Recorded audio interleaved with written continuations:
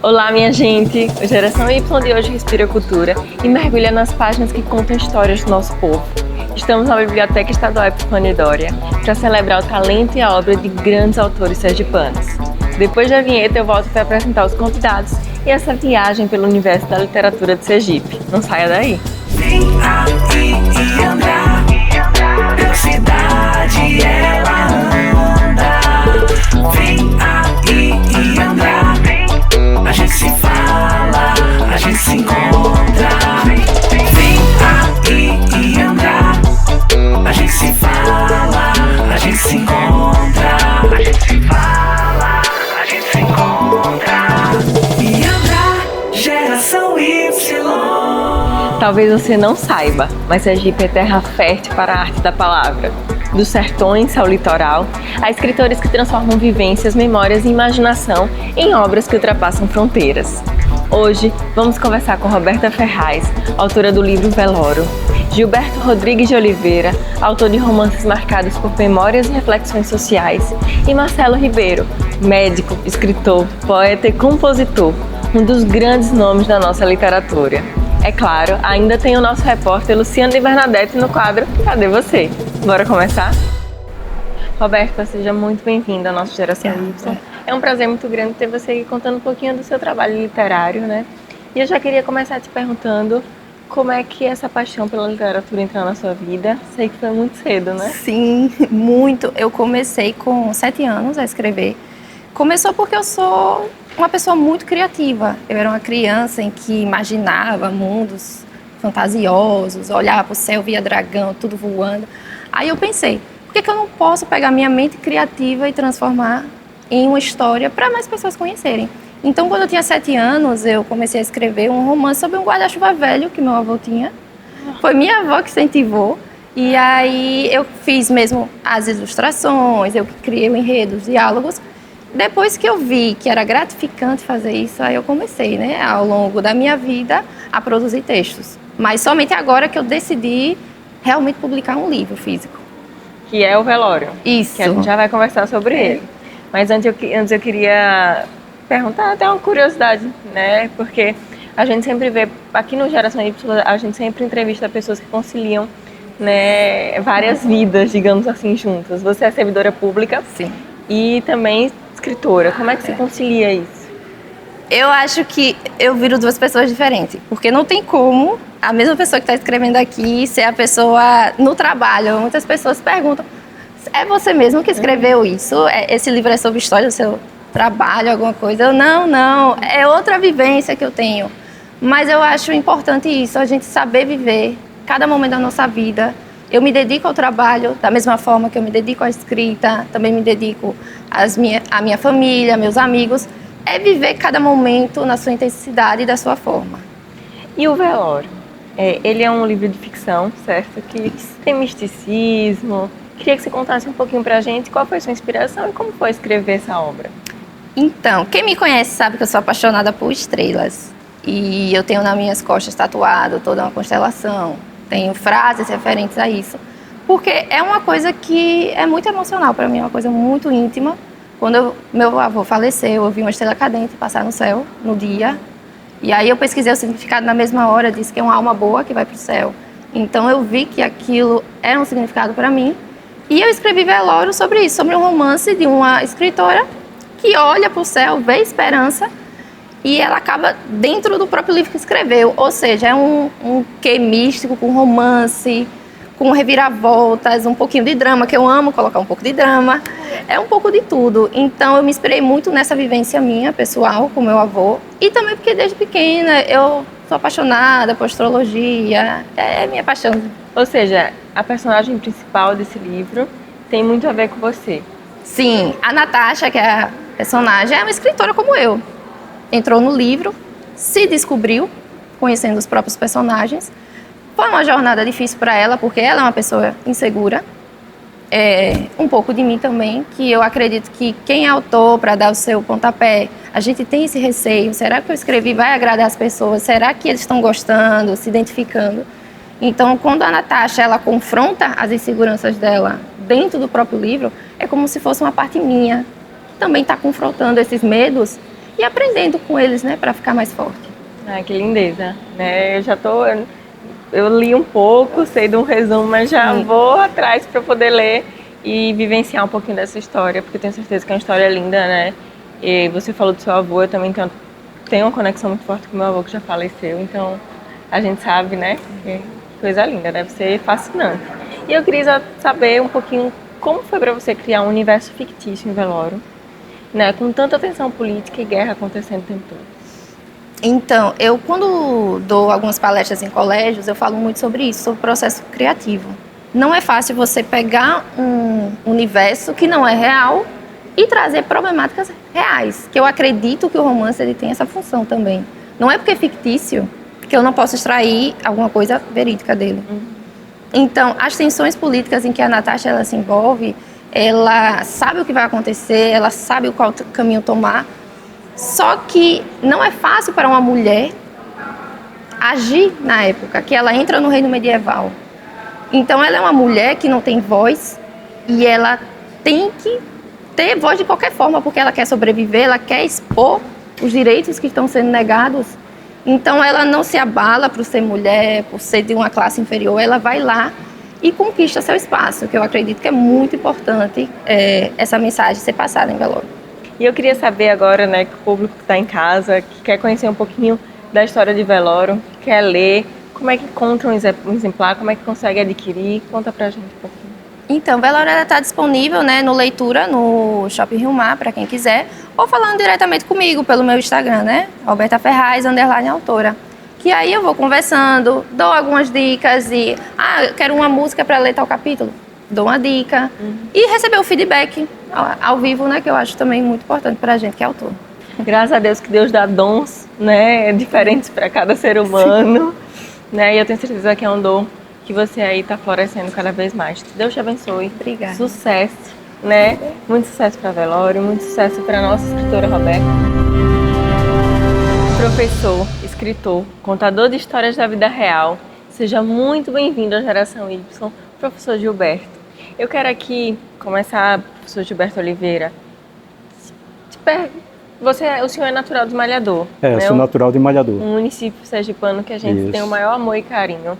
O senhor tem livros sobre o campo, né, sobre as vivências do campo, da vida urbana, né, da nossa sociedade em geral, né, da vida cotidiana. Eu queria saber como foi que tudo isso começou na sua trajetória, quais são as suas influências, né, contar um pouquinho da sua história mesmo. Tudo bem. Olha, ser escritor não é obra de um dia, é um processo, né? E desde quando eu estudava o primário, eu gostava muito de ler. Eu já tinha contato com os folhetos de cordel, né? A literatura de cordel, aquela literatura que falava de Lampião, de Maria Bonita, dos cangaceiros de Lampião. Então, eu tive contato com essa literatura por intermédio de minha mãe, que minha mãe gostava muito, né? E eu, à medida que eu tomava conhecimento das letras, era alfabetizado, ia lendo aquele material e fui criando amor pela literatura.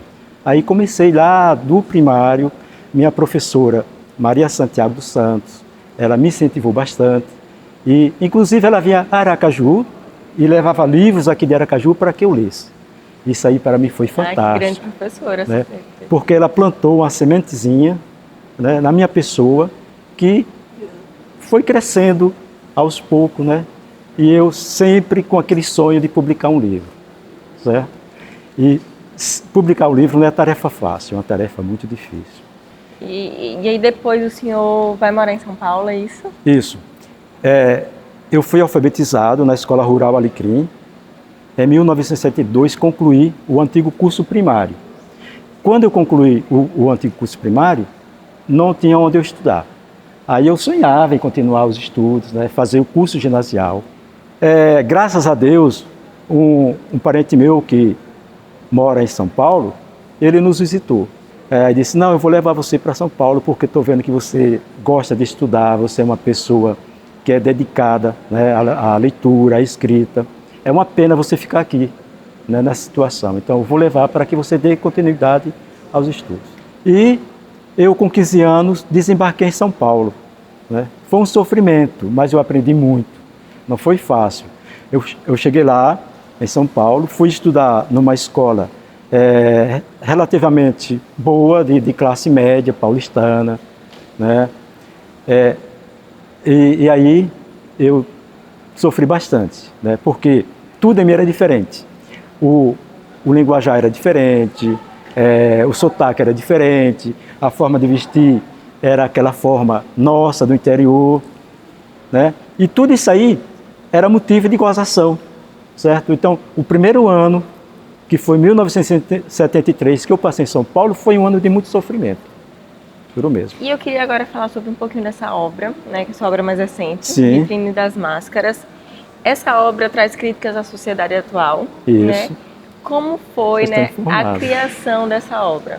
Olha, esta obra ela começou a ser escrita em 2021, que foi exatamente a época que estava ocorrendo aquele momento da epidemia de Covid, né?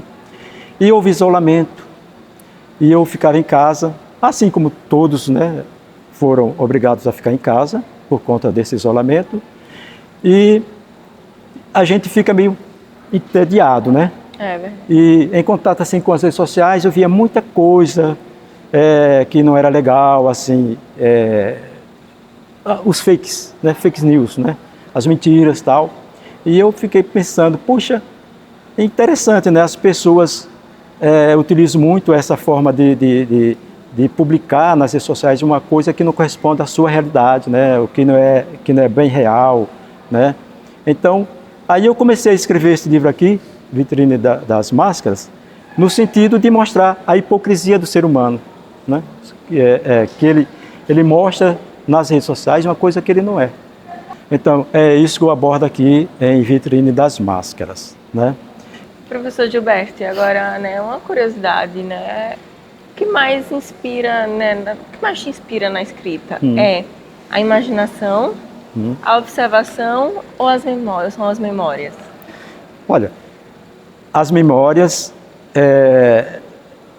são tipo arquivos que nós carregamos, né?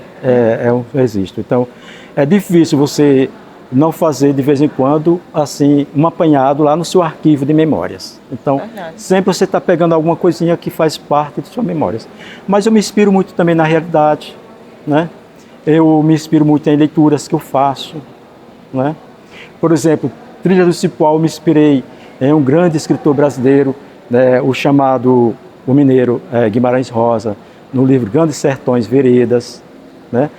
E nós que somos escritores, nós sempre nos inspiramos, né, nos mestres da literatura, né? Graciliano Ramos, né, Machado de Assis, né, José Lins do Rego, né, que é um escritor paraibano, Ariano Suassuna. Professor Gilberto, para finalizar, eu queria que o senhor pudesse dizer para quem está em casa, para mim, onde é que o público pode encontrar seus livros e acompanhar a sua trajetória? Muito bem. Olha, meus livros, o Esquina do Arco-Íris já esteve à venda aqui em Aracaju, numa loja aqui do Shopping Jardins, mas já esgotou por lá. E atualmente eu faço uma venda em casa pelas redes sociais, né? Ou eu participo de eventos que têm algo a ver com literatura. E também uso as redes sociais para que as pessoas tenham conhecimento e adquiram pelas redes sociais, né? O Instagram, o WhatsApp. Todo o sucesso do mundo para o senhor, professor Gilberto. Obrigado. Né, que o senhor para nós, né? Que o senhor continue presidindo a Academia de Letras de Malhador, né, com muito afinco, né, para que possa deixar na história algo bem bacana para todos nós. Muito obrigado, muito sucesso. E agora, para você também nesse programa, viu? Amém. E lá em Brasília, Amém. sempre nos representando, isso é muito bom. Obrigada. Tem uma jovem, dinâmica, advogada, né? Isso aí. E deputada lá, muito bom isso aí, muito bom saber. A gente tem. O público feminino lá sempre, né? Marcando presença e fazendo a diferença. Obrigada pelo reconhecimento, professor Gilberto. Parabéns. E agora eu vou fazer uma pergunta que o pessoal de casa sempre espera aqui nesse programa. Luciana, cadê você?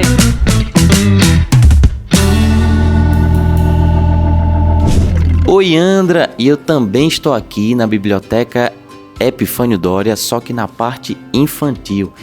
Entre estantes e livros, muita história legal para nossa criançada sergipana. Então, traga seus filhos para aqui para a biblioteca. E no cantinho da contação de histórias, eu me bato com Andresa, responsável aqui também pela biblioteca infantil. Andresa, tem esse espaço maravilhoso aqui para que os pais possam trazer seus filhos. Me conta um pouquinho mais, funciona de quando a quando, que horas? Vamos lá. Estou aqui, né, na Biblioteca Epifânio Doria há 3 anos. Trabalho no setor desde então. Me apaixonei, né? É apaixonante esse espaço, né? Já deu para ver bastante colorido. Nós estamos abertos de segunda a sexta, das 7 às 17. Não fechamos para almoço. A gente faz empréstimo de livros. A gente faz contação de histórias todas as segundas e quartas, tanto no horário da manhã quanto no horário da tarde. Sempre aberto ao público, e temos também projetos mensais. Por exemplo, mês de julho tivemos o circuito de férias, onde tivemos mais de 50 crianças em um só dia aqui. Nós temos agora, agosto, o mês do folclore, um projeto relacionado também ao folclore. Setembro, mês da bandeira, né? A gente também vai ter um projetinho. E outubro, mês da criança, tem um projeto grandão lá no estacionamento. Então você já sabe, está aberto de segunda a sexta. E o que é que os pais, junto com as crianças aqui, vão encontrar de história? Qual é a diversidade imagética que a gente encontra por aqui? Encontramos de tudo, tá? Nós temos livros, temos contos, temos romances, temos gibis, temos enciclopédias, histórias de terror, conto de fadas, temos de tudo. O que não falta vai ser história para ser contada e também para ser lida. Então não perca tempo não, porque eu já vou colar ali no meu amigo Epifaninho e ficar lendo umas coisas para apresentar para Joca.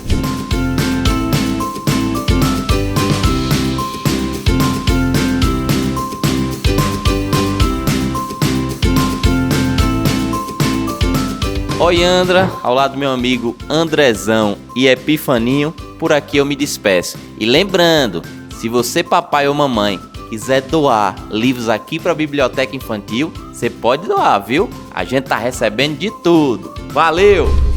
Minha gente, agora a gente recebe aqui no nosso Geração Y, Dr. Marcelo Ribeiro, que é médico, escritor, poeta e compositor. É uma honra muito grande tê-lo aqui conosco. Seja muito bem-vindo ao nosso programa. E eu já quero começar perguntando ao senhor como é que o senhor concilia, né, tantas funções, né, tanta arte, tanta profissão junto. Aí, André, tudo depende de você ter a motivação para trabalhar, certo? Não é peso nenhum para mim, certo? Eu sempre gostei de escrever, então eu escrevo. Era médico, quer dizer, eu agora deixei por causa da idade de saúde, mas eu era médico do Exinamps, eu operava, eu tinha consultório, certo? Eu fui durante um tempozinho, 4 anos, deputado, mas arranjava tempo para isso tudo, Você entendeu? ainda foi deputado? Deputado estadual, junto com o Deda, né? Eu e Deda, nós éramos naquele tempo. Ou seja, 86 a 90. ter força de vontade, nunca foi algo que pesou na sua vida, muito pelo contrário, eu acredito, né? Não, eu acho que múltiplas atividades. Eu não gosto. Eu tenho um amigo muito conhecido no meio cultural, que é o Léo Mitarax. E Léo gosta quando ela escreve assim, ele vê prefácio de livro meu e tal, ele diz, Marcelo, ele mesmo se define como um agoniado. Eu não gosto de ficar parado, entendeu? Então por exemplo, eu acabo de lançar esse livro, eu fui até para Flipelô, né? Apresentei lá fiz uma palestra lá no Flipelô, mas eu já estou começando a pensar num outro livro. Meu Deus. Eu já tenho 35 livros publicados. Esse eu acho que é o 36º. Mas eu não vou parar. Enquanto eu puder, eu faço. Agora, não me cansa, não. Eu faço porque eu gosto. O Calazans, que era Sergipano de Aracaju, é a maior autoridade sobre canudo no mundo. Reconhecido, inclusive, por Mário Vargas Llosa, que foi prêmio Nobel de Literatura. Então, ele na Bahia, não é só na Bahia. Na Bahia, ele era o rei do canudos. Eu sou sobrinho dele, mas em hora nenhuma do texto eu digo que eu sou sobrinho, porque eu não queria que interferisse. Então eu também vou revisitar nesse livro a história de Canudos, mas não aquela visão só euclidiana, de Euclides da Cunha dos Sertões. Você lê tudo, e depois você digere e faz a sua visão, forma a sua visão. Né? O que você a minha acha interpretação, disso daí. a sua visão. Agora, tudo isso sem aquele academicismo, não tem, com aquela linguagem pomposa, nada. É uma conversa com o leitor, certo? Meus livros são assim, eu gosto de uma conversa com o leitor, que o leitor penetre no livro e participe, inclusive das dúvidas que a gente tem, ajude a ele chegar a uma interpretação também. É isso que me fascina a leitura, né, te deixa livre a várias interpretações, a imaginar um cenário que às vezes nem aconteceu daquela forma, mas na sua imaginação é dessa forma, então você divaga no espaço e no tempo. Agora, ao mesmo tempo, Yandra, você tem que ser fiel à história, né? Sim. Fiel à verdade. Então, é um livro que você tem que pesquisar muito, mas eu também fiz isso com a Tropicália. Eu tenho um livro grosso sobre a Tropicália, onde eu pesquisei muito para escrever sobre a Tropicália, entendeu? É uma coisa que me fascina, me atrai. Eu gosto muito de ler, eu gosto muito de escrever e eu gosto muito de ouvir música. Então pronto, eu estou aposentado agora, né? Recentemente, depois de 50 anos de formado em medicina. Então eu gosto de ler e escrever, então para mim não é peso, eu gosto. Eu não gosto de ficar parado olhando para cima. E já que o senhor tocou, né, num outro assunto que eu queria conversar, que é música. Sim. O senhor também é compositor. Não, já é assim. Não, compositor é o seguinte, eu faço umas letras. Não, agora, a letra, por exemplo, eu fiz umas 90 com o Sérgio Boto, só com o Sérgio Boto. Isso que eu ia te perguntar, até com o saudoso Sérgio Boto, Sérgio né? Boto. Como é que foi essa experiência? Como é que é a sua relação com a música? Foi interessante, André, porque é o seguinte, eu não tenho jeito nenhum para melodia. Não tenho, certo? Eu não canto nem no banheiro eu canto. Agora é o seguinte, eu gosto de escrever, como eu gosto de escrever poesia, então eu fazia umas letras. Que coisa mais linda, né? A gente viaja nessas histórias, o senhor contando, né? Sim. Posso imaginar naquele tempo, tudo isso que vocês, né, realizaram juntos e fizeram, né, história. Inclusive, eu queria fazer uma pergunta. Pois não. Né? Se é que é possível o senhor me dizer qual é a obra mais marcante da sua trajetória? Na minha trajetória, olha, a gente é como filho, certo? Sempre o menino nasceu, a gente está gostando do menino, que nasceu, o novo nasceu.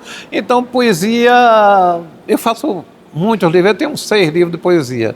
Agora, livros marcantes para mim, apesar de muito badalado de política, né, PT Saudações, mas isso é outra história, e eu já enterrei o passado político. Agora, eu acho que 2 livros meus... Não, mas eu tenho um livro, Filtro de Luz, onde eu conto a história de minha avó e meu avô, romanceada, que eu acho que ficou muito interessante, porque se passa em 1880 e tantos, quer dizer, eu tive que pesquisar e ao mesmo tempo dar margem à imaginação.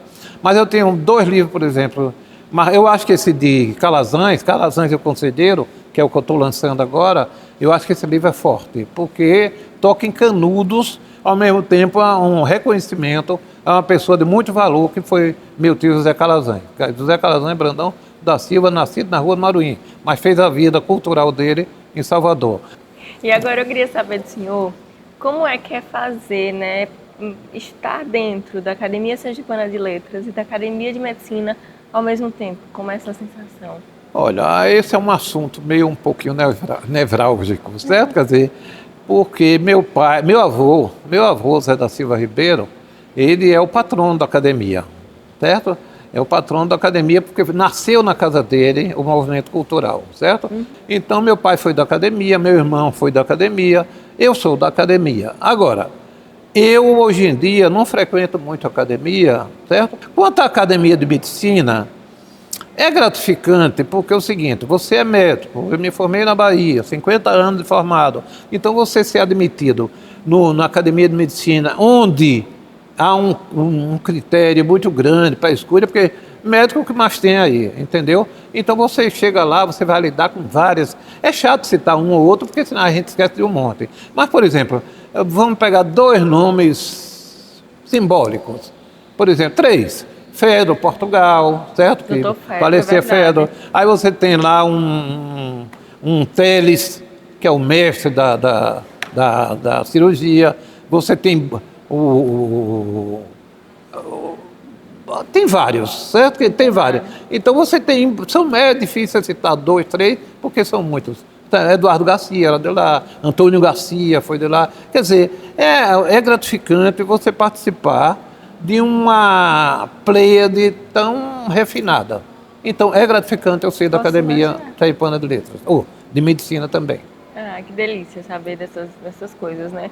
E agora, né, depois que eu já tomei um tempão da vida do senhor aqui contando essas histórias, mas que para mim são muito engrandecedoras e tenho certeza que para quem está em casa também. Eu queria que o senhor deixasse um conselho para quem está iniciando na literatura, quem sonha em escrever, em publicar um livro. Um conselho de quem tem a experiência de trabalhar Primeiro, tanto tempo. precisa ter perseverança. Segundo, cuidar do português. E a gente tem que ter humildade. Eu sempre gostei de estudar as gramáticas, as coisas dos meus filhos, certo? Meus filhos no ginásio, eu sempre estava lendo. Português é uma língua muito difícil. Verdade. Fascinante, mas é dificílima. Entendeu? É dificílima. Você escrever corretamente tudo, porque ela é cheia de armadilhas. Todo mundo tem dúvidas quando escreve. E eu diria mais. Todo livro, eu não encontrei ainda um livro sequer sem algum errinho de português. Lá no meio você encontra uma besteirinha.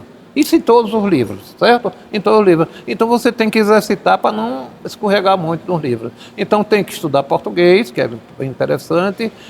Você tem que ter perseverança. Você tem que ter uma dedicação.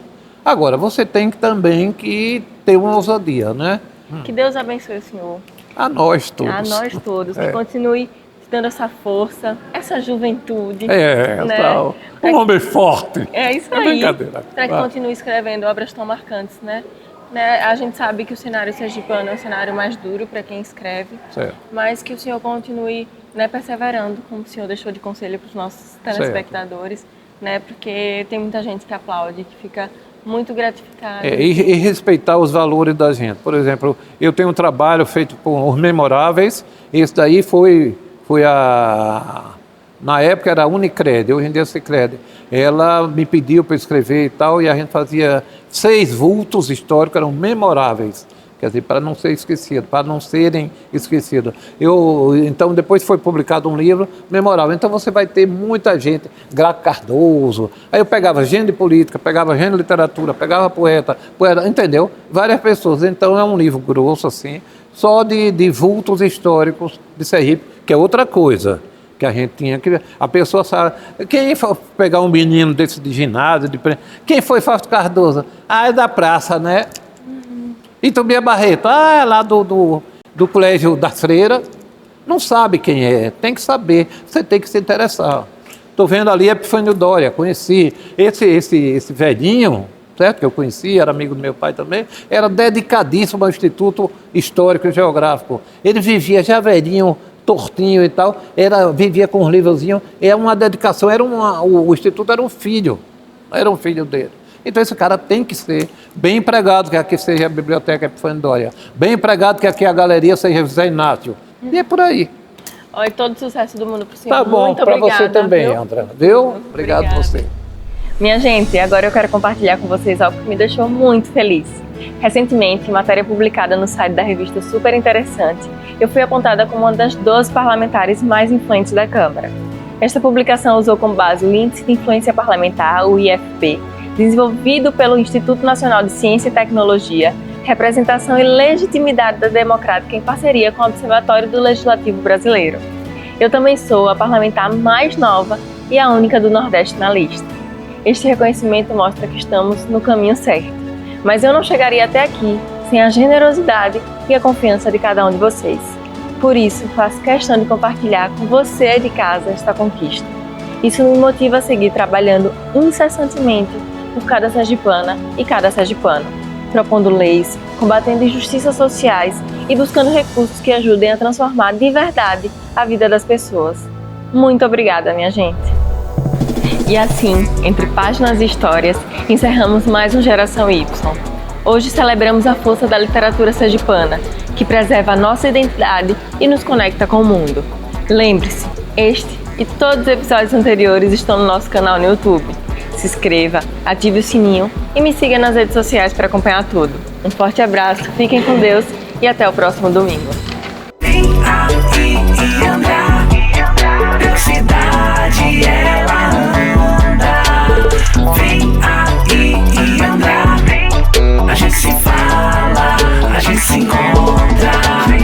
Vem aí e andar, a gente se fala. gente se encontra.